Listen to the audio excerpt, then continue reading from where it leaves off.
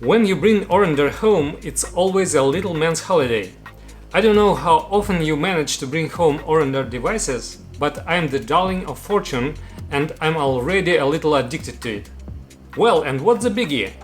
I'll be asked by those who prefer to drink beer in a street bar to audiophile madness. And I'll say this: you take it out of the box hidden under a grey cover, and then imagine that a strip dancer comes up and says, "Come on, buddy, undress me and you can touch me where you want." And now you are already taking off your clothes and finally see what you have been waiting for. A huge, almost 7-inch color display showing cover arts and a convex volume knob. You start touching all this, feeling the velvetiveness of precision-milled aluminum parts under your fingertips, and it comes out of your mouth. I want to connect all my connectors to you, baby. And you know what? A200 is all for it.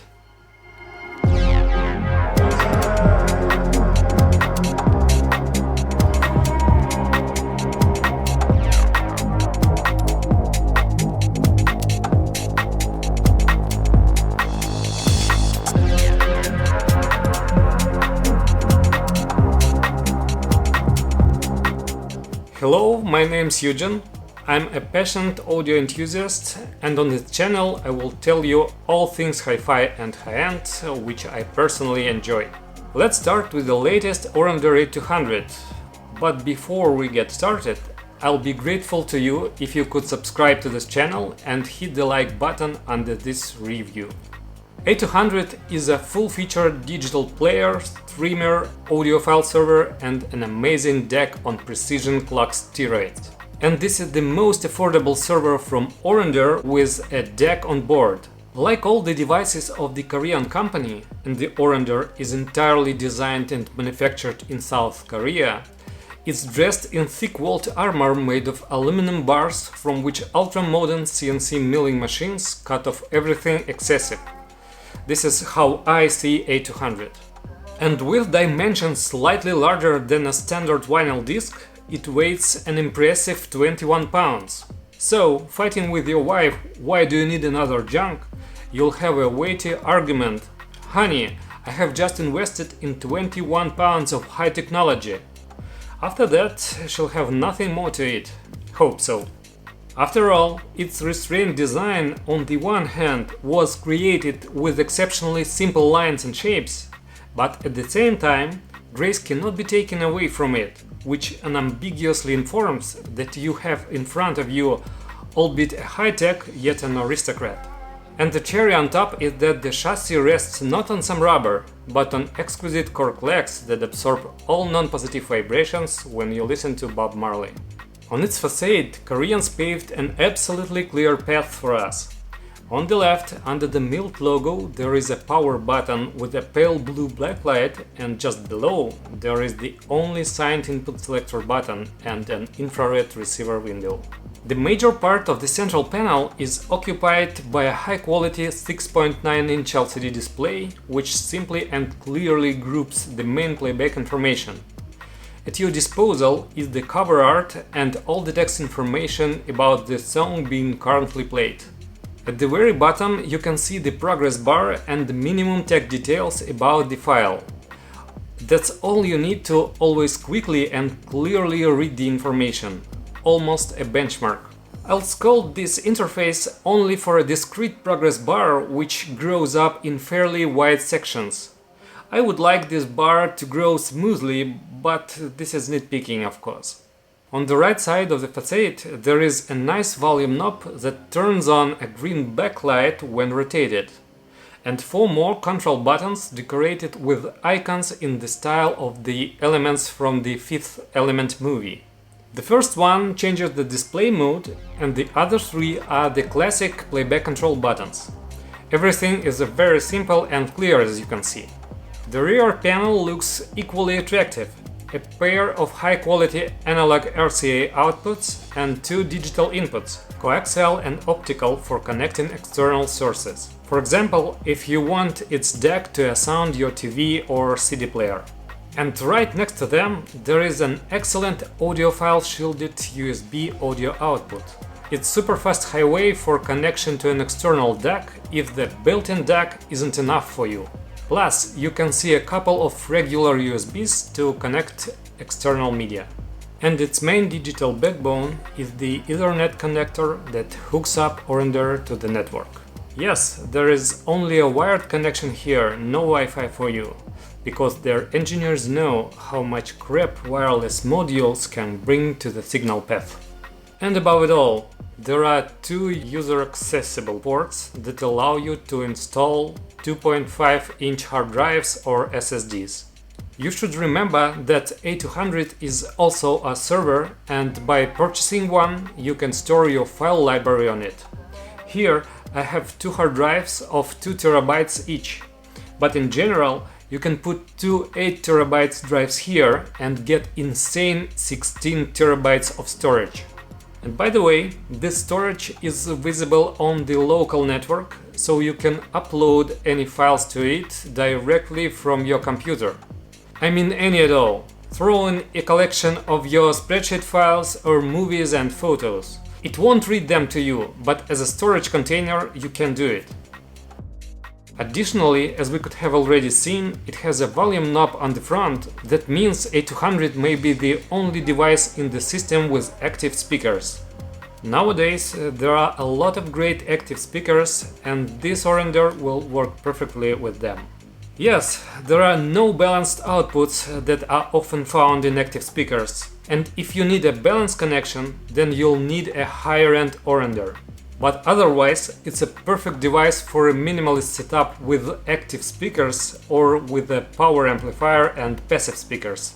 Now let's talk about what's inside of it. In fact, this is a highly advanced audiophile computer built with one goal in mind: to reproduce with the highest quality what you annoy your neighbors with. And of course, it's equipped with a high-quality linear power supply with 3 toroidal transformers in it. In its heart is a fast, low-power 4-core Intel processor. Plus, it has 8 GB of system memory and 240 GB SSD for caching.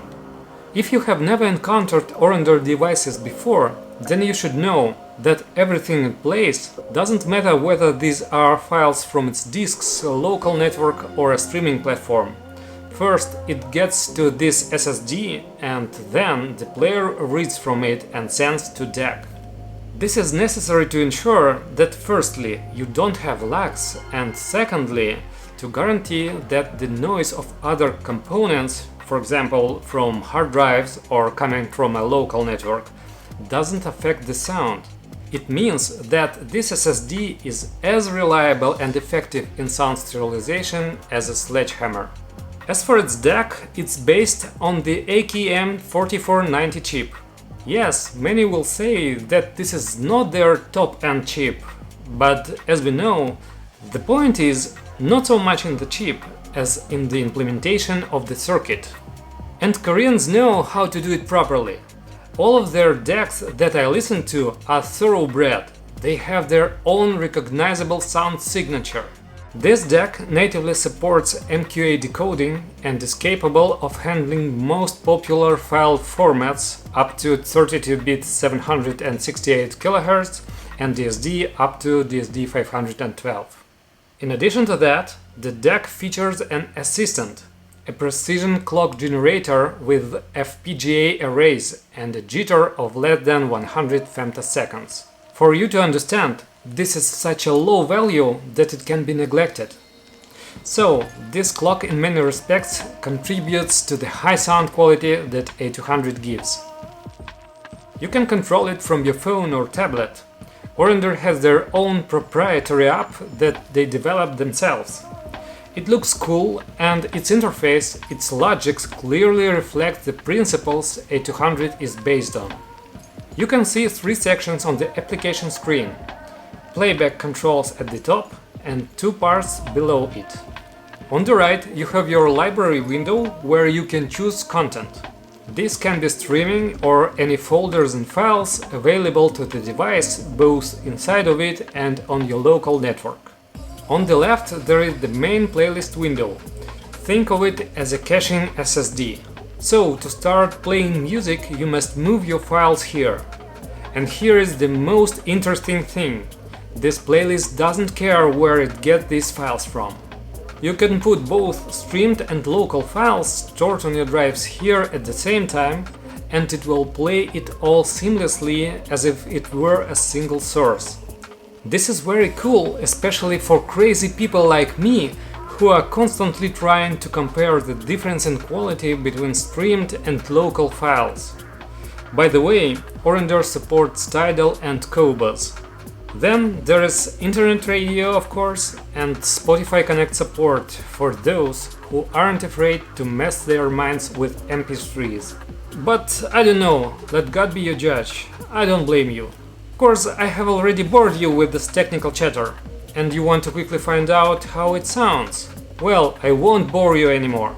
First of all, you should know that the most famous Aurender devices, apart from their reference models, profess a religion of comfortable, unfatiguing sound, and A200 is no exception. To briefly describe what kind of character it has, I'll quote the creators, cause it's as good as it gets. It's sonic signature that's resolved and not etched and smooth without sounding dark. Just the other day, the magnificent band Arcade Fire released their new, incredibly sincere album, which, like your no-cost therapist spinning on repeat, plunges you deeper into soul-searching. There is a little anxiety, a bit of pop, a particle of romance, and a drama unobtrusively hanging in the air. Aurender, with all its usual delicacy, unpacks MQA from Tidal, tries to deliver their sound comfortably, from which you will never hear any sharpness, and nervousness doesn't seem to reach critical levels. A200 doesn't make you drown in audiophile woes with its sound. It is detailed to the point where you hear clear, transparent sound, getting the full spatial picture, and it never makes you painfully concentrate on these subtle nuances. Here you listen to the whole picture and you feel great about it. You know, there are cool audiophile high-end devices that as soon as you turn them on, you immediately find yourself impressed by the huge amount of detail and crisp, ultra-high resolution. You think, God, how cool it is! But after an hour you become tired of this excess of information striving for you at the speed of sound. Wait, that's the sound itself, isn't it? Anyway, this Aurender is not like that. It always remains a slightly soft, pleasant sounding device. Thanks to this superpower, Aurender can be listened to for hours like a good analog source. This is why I love the sound signature of this brand. If you are keen on interesting electronic music, then I will advise you another novelty, the album of the London duo Sucker 96. Its members Dan Levers and Max Hollett are also known for being part of the great jazz trio The Comet Is Coming, where they rock cutting-edge jazz, Afrobeat, funk, prog something along with the great saxophonist Shabaka Hutchings. So, Sucker 96 is that near jazzy electronica where you'll be enveloped in all sorts of things, creating wired, slightly lazy vintage vibes to fast, slightly choleric beats. Sometimes you'll meet different vocalists as spices, but the main message is still in their music, as it seems to me. A200 does an excellent job with this kind of music. Its deck isn't lazy and tries to smooth out the sharpness and some roughness that in their sound. On the contrary, you can clearly distinguish that in their music there are some soft, thick sounds and there are their fast, sharp antipodes, and all of this seamlessly coexist together in one large space. This deck isn't modest in terms of soundstage. With my electrostatic Martin Logan ESL Access paired with various amps, I'm experimenting with a couple of fast tube amps here and also using my Parasound 823 solid-state power amp. And with all of these components, the Aurender proves to be the source, allowing them to build an impressive and deep soundstage. I also recommend something for those who love leather pants and jumping long-haired men. I just wanted to say that I have some new metal stuff from Atlanta, Georgia. A lovely young band Tamarum playing that they call Progressive Blackened Anguish. Everything we'll have to listen to at the end of a long day is here. Furious drums, technical guitar bass solos, and an alarming death scream. These guys are actually quite melodic, and right in the middle of their narration, they put in a 3-minute lyrical composition with an acoustic guitar and a violin, so that you could catch your breath. I was afraid that Aurender would not cope with this, would pour honey on the metal, everything would lose its heat and the vital sharpness, but no, nothing at all. It retains cleanliness, details and speed. And all this is presented so confidently, so beautifully, that you cannot tear yourself away. Just a big respect for such a presentation, it really surprised me a lot. I don't even know if there is music that A200 can't handle, and although this is a device that it seems should limit you in genres due to its sound signature. But no, I didn't notice anything like that. Its deck is confident with electronics, with live instruments and with extreme music. At the same time, as for its functional capabilities, it covers most of the conceivable audiophile needs as a player, streamer and even a server. Yes, it doesn't have balanced connectors and doesn't allow you to connect analog sources. These are its obvious disadvantages. It is what it is. But other than that, it's a near-perfect, very reliable and truly audiophile device with a great app and a metal remote control that makes me want to crack nuts with it. And if you're willing to accept its shortcomings, you'll have one of today's best devices in its class.